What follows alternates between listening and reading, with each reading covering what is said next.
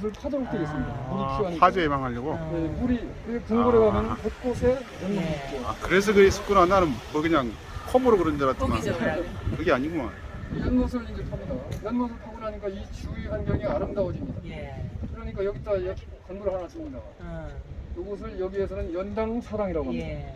경복궁에 가면은 뭐가 있죠? 경복궁에 경혜루. 예, 경회로. 이 건물을 지은 사람은 경회로를 번져서 이 건물을 지었다고 합니다. 여기에서 이 집에 경사가 있거나 귀한 손님이 오면 연회를 베풉니다.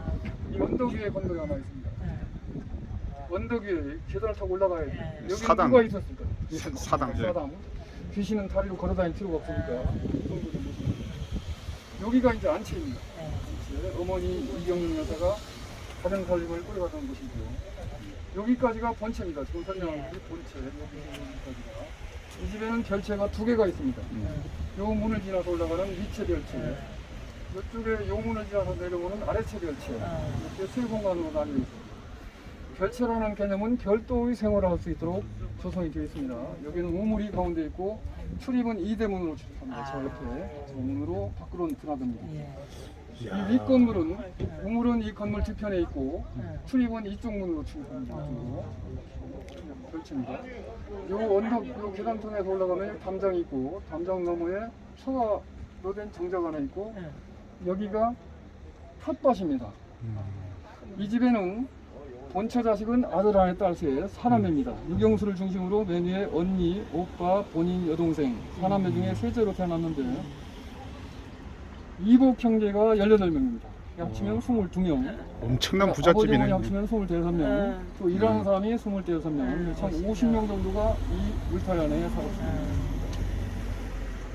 그러다 보니까 이 집에는 기와지붕도 있지만 양철지붕이 여기 초가지붕이 이렇게 있고요. 요 기와지붕이 정성들이 살던 99칸 규모라고 합니다. 99칸.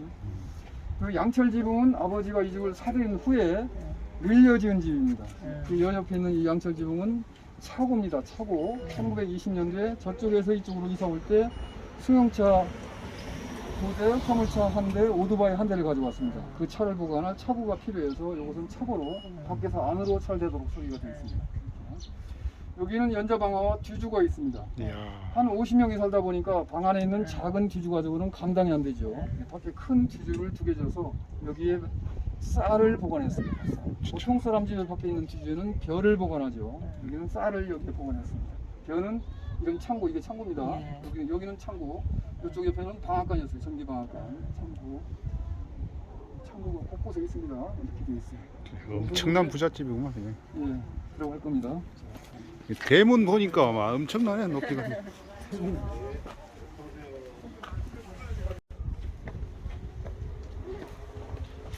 묘교라는 정신이 있고요. 예.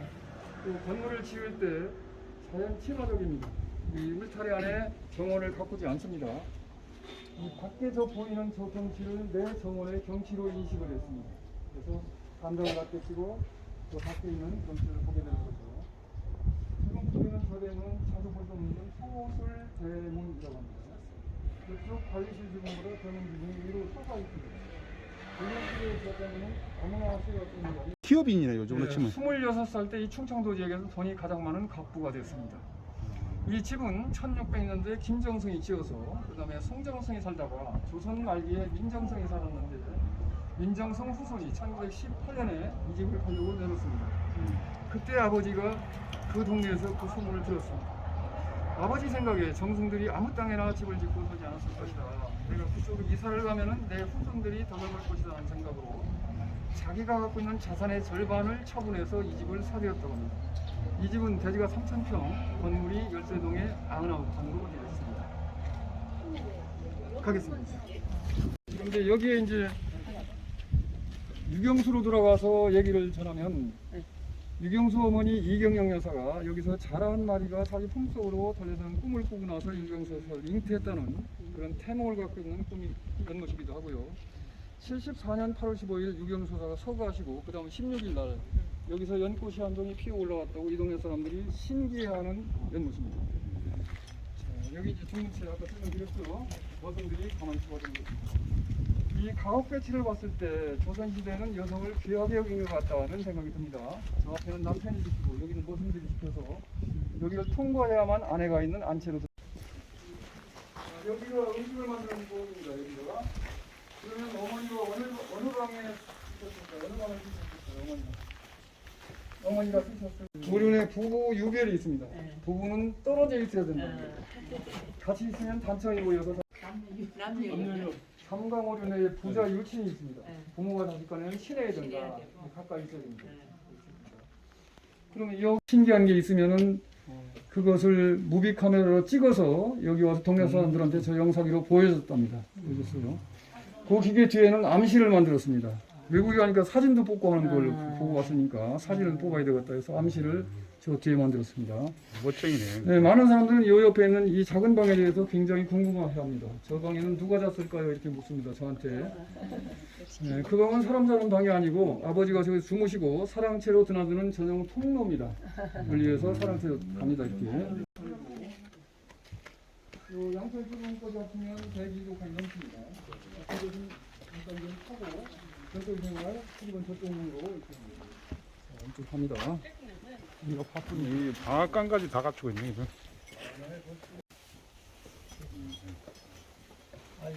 키워놨던 곳이기도 합니다. 저 앞에 어머니 방 옆에 두고 꼼짝 못하게 조신하게 키웠죠. 덕을 베풀면 외롭지 않다. 왜냐하면 꼭 이웃이 생기니까 그런 뜻인 것 같습니다. 그 덕을 베풀어라. 오른쪽에 한글로 쓴 중용지덕, 저것은 유경서사가 쓰는 글씨입니다. 그 밑에 보면은 자수판도 있고 재봉틀도 있고 그렇습니다. 유경서사는 저런 일을 잘했기 때문에 1945년 해방이 되면서 일본 사람들이 물러가고 목천여 중에 한국인 교사가 필요하게 됐을 때 목천여 중에 가사 교사로 초빙이 되어 갑니다. 1년 6개월 정도 가사 선생님을 하십니다. 수업 시간에 한 학생이 가사 시간인데 가사 공부를 했을까요? 다른 공부를 했을까요? 네, 다른 공부를 하죠. 입시고 견디는 힘을 길러놓으면 살아가는데 보탬이 될 것이다. 이렇게 한 말씀 해줬다고 합니다. 자, 이제 두 개만 설명하겠습니다. 이거 다 설명하려면 2박 3일거든요. 유경수에서의 결혼하는 과정입니다. 1950년 한국전쟁이 일어나면서 온 가족이 부산으로 피난을 갑니다. 그때 유경수 이종사촌 오빠가 박정희 소령을 모시고 있던 부관으로 있었습니다. 그 오빠의 소개로 박정희와 유경수가 피난지 부산에서 처음으로 만나게 됩니다. 처음 만나는 날 군화를 받는 뒷모습을 보고 유경수가 박정희한테 지금 쓰는 말로 첫눈에 뿅 갔다고 합니다. 영부이 된 후에 그게 궁금했던 기자가 인터뷰를 합니다. 왜 그때 군화를 받는 뒷모습에 마음을 빼앗겼습니까? 영부인께서 답변을 하십니다. 사람은 앞모습 사장들을 한 푼도 깎아주지 않고 철저하게 받아들여 싹으로 받은 가마니 안에 검부럭이나 돌멩이가 많으면 그걸 골라내고 모자란 만큼을 더 달아서 받아들였다. 종이돈을 받게 되면 다리 위로 뻣뻣하게 다려서 금고 안에 차곡차곡 쌓아서 보관을 하고 돈을 사용할 때는 돈을 그냥 넙죽 주는 게 아니고 돈을 펼쳐들고 돈한테 이야기를 하고 준답니다. 속으로 얘야 나가서 좋은 곳에 쓰이고 들어올 때는 너 친구들 다 데리고 와. 아버지 성품이 벽이 있어요? 있어요? 없어요? 네? 아버지 나쁜 성품이에요? 아니요. 어머니는 사람을 귀하게 여기고 사랑하신 분이라고 해요. 그 당시 이 집은 부자였지만 이 집 주위에는 끼니를 굽는 사람들이 많았다고 하죠. 그분들을 위해서 어머니는 떡과 먹을거리를 마련해서 여러분들이 들어오신 대문 바깥에 항상 떨어지지 않도록 뒀답니다. 배고픈 사람은 와서 먹고 갈 수 있도록. 또 6.25 때 이 집이 모두 부산에 피난 갔다 왔을 때 이 집이 온전했습니다. 그 아버지가 그래도 존경할 만한 사람일까요? 본인적일까요? 존경할 만한 사람이었지. 존경할 만한 사람이었으니까. 네, 두 가지. 제가 이 아버지를 안 만나봤더라도 만약에 정말로 나쁜 사람이었다면 어머니가 하는 일을 못하게 했겠죠. 또 6.25 때 피난 갔다 왔을 때 이게 잿더미로 변해 있었겠죠. 그렇게 안 됐다는 두 가지를 미루어 생각해보면 아버지가 그렇게 한 이유가 뭔가 있었을 것이다. 그걸 생각해보면 지금도 많은 사람들이 코로나 때문에 장사가 안 되고 경제가 나쁘다 이렇게 얘기하지만 코로나 때문에 장사가 잘 되고 돈을 더 버는 사람들도 많이 있습니다. 그 옛날에도 흉년이 든다고 해서 모든 사람이 농사를 다 망치는 게 아니고 그 중에 소수는 농사를 잘 지는 사람이 있었다는 겁니다.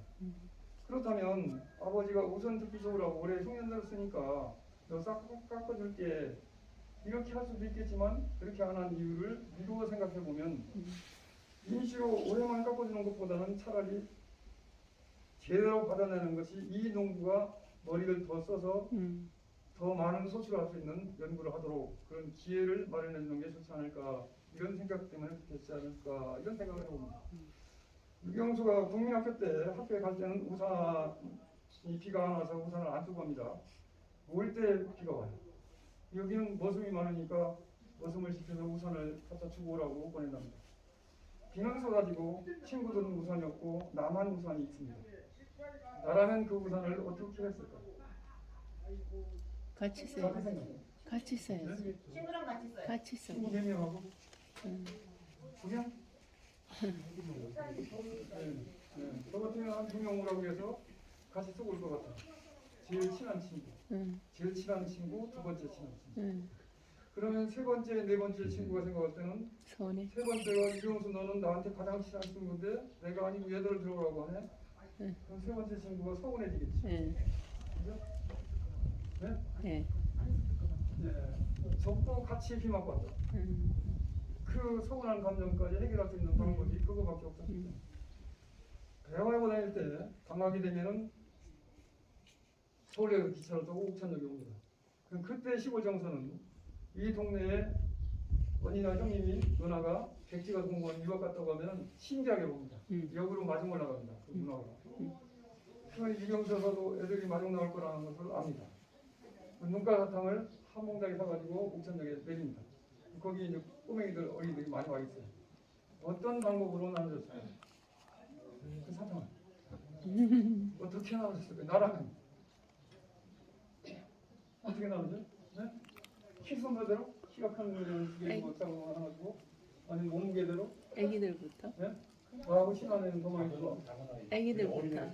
어린애는 더 많이 주고 아니 그냥 하나씩인데 애기부터. 순서야 충분히 사왔으니까 뭐 그끼리 다 주는 있는 거지. 애기부터. 어떤 기준으로 나눠주냐 이거지. 나라면 약한 애부터. 약한 애부터 똑같이 나눠서 가장 천안에 이게 이제 생각해보는 힘이에요. 저는 생각하는 걸 좋아해요. 이런 거면 생각하는 걸.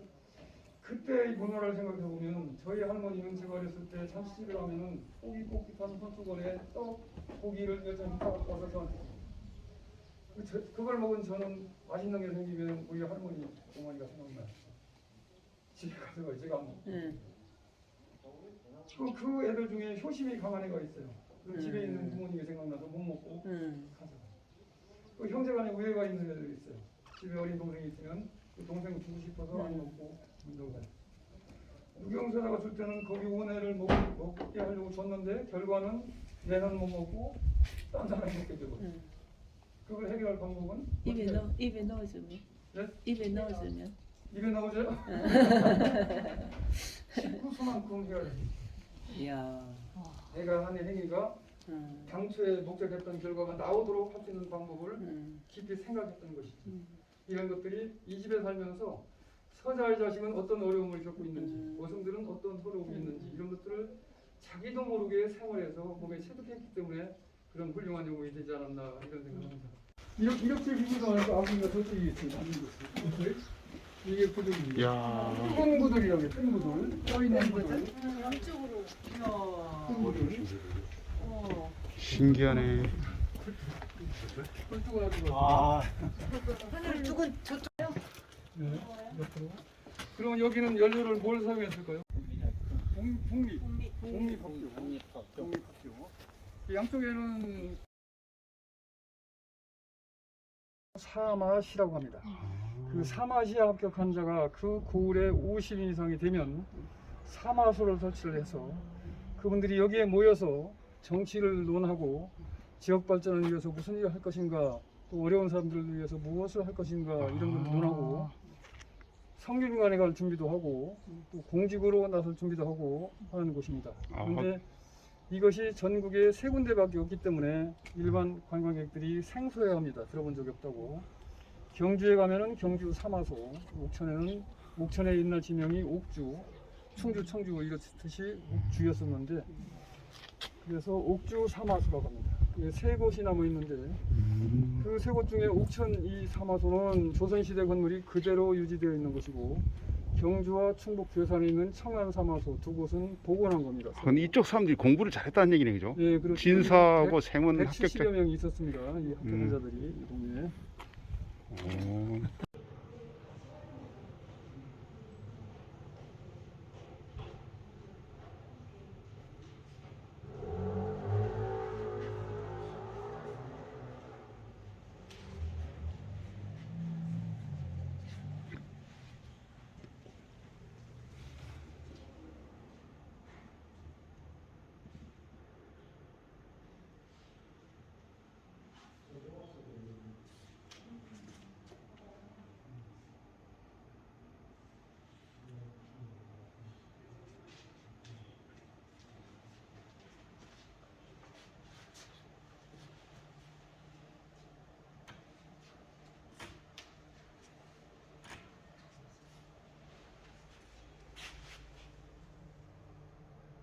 조홍승은 시 쓰고 전부 다 안치환한테 주잖아 노래.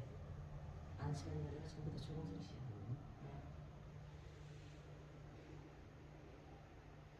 여러분들 사람도 이렇게 그렇고 원고에서 펴졌어.